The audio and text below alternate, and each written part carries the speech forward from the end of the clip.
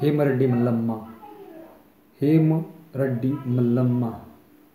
अहमदपूर तालुक्यातील रामपूर या गावात 16व्या शतकातील पूर्वार्धात नागरेड्डी नावाचा अत्यंत श्रीमंत मनुष्य राहत होता.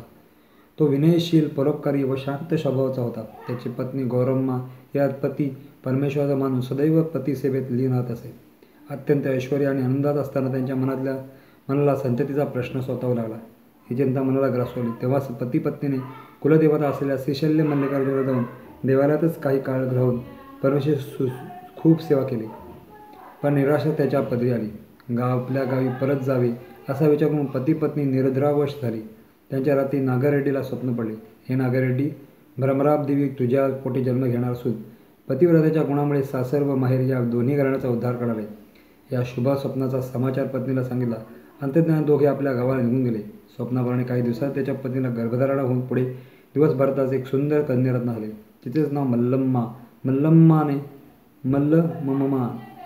भक्तिभावाने पतिसेवा, मल्लिकार्जुन सेवा आणि लिंग जंगमाची सेवा करून मोक्षपदी मिळवली.